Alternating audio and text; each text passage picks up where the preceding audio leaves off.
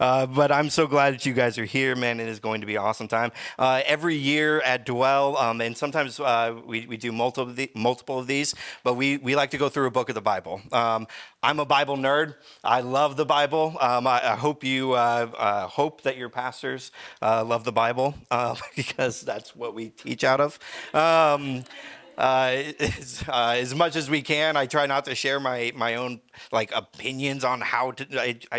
I want to drive you to what the Bible says, and then I can tell you how I do it, or how Pastor Natalie does it, or anyone else. But so what we like to do is we go through a book of the Bible, so that it kind of brings you to a point to pick the Bible up for yourself.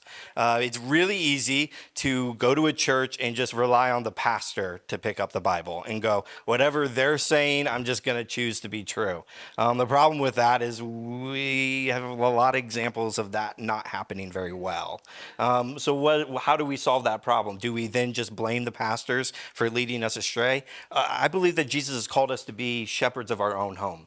He's called us to be pastors of our own home. And then when you come together, there's Pastor Natalie and I's job is just an oversight, just a protection, just there to fend off things that are going to be dangerous. And so as you're reading, as you're figuring it out and questions pop up, come bring them to us. We've been studying for a long time. I went to seminary. I did this stuff and I've continued to study. I talk to my pastors. I talk to my mentors. When I come across something, I'm like, what does that even mean? How do we wrestle with that? How do you preach that? How do you coach that? I do that too. So I want you guys to do that. And so what we did to make it even simpler, because sometimes picking up that big book called the Bible is very intimidating, right?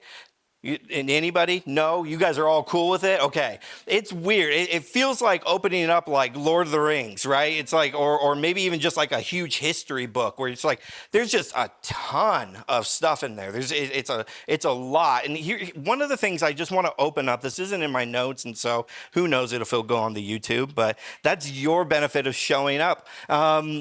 There's a lot of people.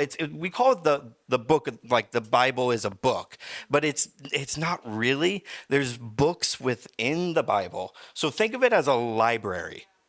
Okay. And so when you go to a library, you don't pull all the books from the top section and take them home, right? You would go, I want to read that. And then you would take that and you would read it in its own context. Now, it might be part of a series. So once you read that, you might go, well, what happens next? And then what happens after that? And then you go, well, I think I'm kind of done reading narrative. I kind of want to go into poetry. Well, good news. One of the books in the library of the Bible is poetry. And then you're like, man, I just need some wisdom in this season. Well, good news. One of the books in this library called the Bible is how to gain some wisdom here. Are you guys picking that up with me? And so here's one of the confusing things is if you read the Bible just flat, just here's Bible and here's text and this is right and it is right, but it's just like there's this like black and white, never approaching it as something that is living and breathing and able to speak to us now. You're just going to miss. It's still going to be good. Here's the thing. You can read it. It's still going to change your life. But the moment you interact with it as I'm looking for this to change something within me, you're going to read it very differently. So we just talked about stories like Daniel and David and Jesus. And if you read these not as figures or characters or Aesop fables where it's like a talking fox or something like that. And so these are real people who went through real things. And just like you can look at anyone else, it's why we love biopic story, like movies and stories and stuff like that. We go, oh, they've lived a life. These people did too. And you could start reading it more in depth from there. Okay, you guys with me today? I love the Bible for that. I was never great at school. I think I'm decently intelligent, but textbooks, never my thing. But as soon as somebody helped me realize that the Bible is not a textbook, we've probably been told that it's like a manual on how to live life. Sure, but that again, one version of it. I think the more, and I'm a romantic, the more like romantic way of reading it is God sending a love letter to you. So its whole collection is, hey, I want you to get to know me. I want you to know my character. By the way, you're not the main character of the Bible. God is. Uh, There's a lot of people, we read it as if we're the main characters. Oh, I'm David. You're not David. David's David. And even the story about David's not about David. It's about God. And so, again, change of perspectives, okay? Here's what I want you to do. We picked a book called Philippians. I'm going to talk a little bit more in just a second.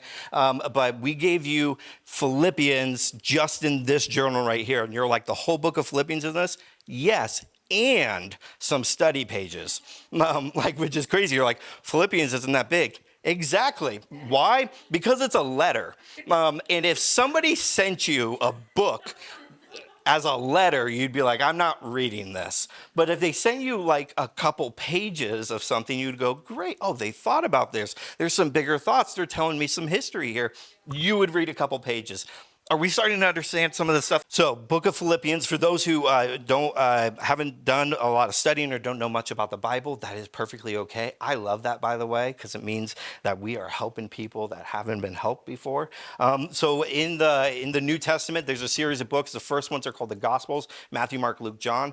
Then there's a book called Acts that is just about the story at the beginning of the church, and then you get just a series of what are letters to either letters from specific like pastors, apostles, leaders, or letters from those apostles to churches. And so we get a guy named Paul, and Paul used to be a person, he was a religious figure. Think of like a lawyer of religious law. That was his job. And one of the things he was really, really good at was looking at those who were now following the way of Jesus and saying, you don't follow the Jewish way of Yahweh. And because of that, I have the authority then to kill you.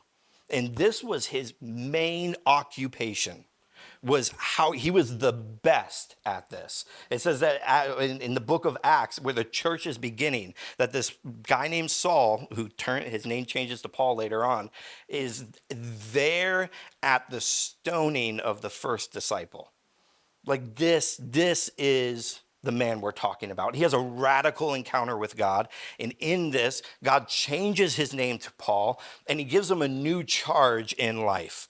Go and preach the gospel, spread the good news of Jesus to places that have not experienced it. And you see, there was very common places, people that Jesus interacted with, but what about everyone else? And Jesus, although he had a great message and he traveled, he was still very condensed in the area in which he was focused in his ministry time. And so, what do we do with that? Well, Jesus, at the end, before he goes to heaven, says, go and make disciples. Go reach out to all the different lands. So, Paul is taking that message very literally because it was meant to be. And so, Paul would go into a city. He would plant a church. He would spread the good news. He would gather a community very similar to this. Sometimes it was small. Sometimes it was big. Sometimes it started small and got really big. Sometimes it started really big and got really small. Like this is, and then he would kind of elect the leaders. He would help kind of establish who were going to be the ones that were going to help cover and advance the kingdom the most. And then he would leave and go do that in a different city. And then what he would do was he would write letters back to those previous churches. He would hear stuff about them and he would write letters, either of encouragement or correction. Hey, you guys are doing great. Hey, maybe stop that. Would be some of his stuff. And then some of it way more directly. Stop that. Like, please, Book of Romans, maybe stop that. Corinthians, stop. So this is what we're going to be reading here today. And if we go back to Mari when she opened up, I love first in the beginning of it, when you open up here, chapter 1, verse 9, I pray that your love will overflow more and more. You'll keep on growing in knowledge. It's this beautiful, and it kind of sounds like this love letter, like, oh, this is one of those encouraging ones, and it's going to be okay. But the truth could not be further from that. Paul, when writing this, is in prison. Yeah, in Rome. not a great prison system. If you thought our prison systems were bad, this one has no air conditioning or heating. Probably didn't feed them very well. No cots, like nothing good is in this prison. Okay. And not only that, the church he's writing to, it's a church called Philippi, or the city is called Philippi. It's a Roman occupied city. So Paul's in a Roman jail. He's preaching to a Roman occupied city who are actively persecuting, not like how we think church is persecuted in our Western church. We're like, we can't do it. It's like, no, I mean, like, your children will be taken away from you. You will go to jail. And if you do it again, we will kill you in a similar way that we killed Jesus. Or we'll throw you into the Colosseum and you will be tied up and lions will devour you for our entertainment. This is the church in Philippi. And what's his beginning words? I pray that your love will overflow more and more. Thanks, Paul.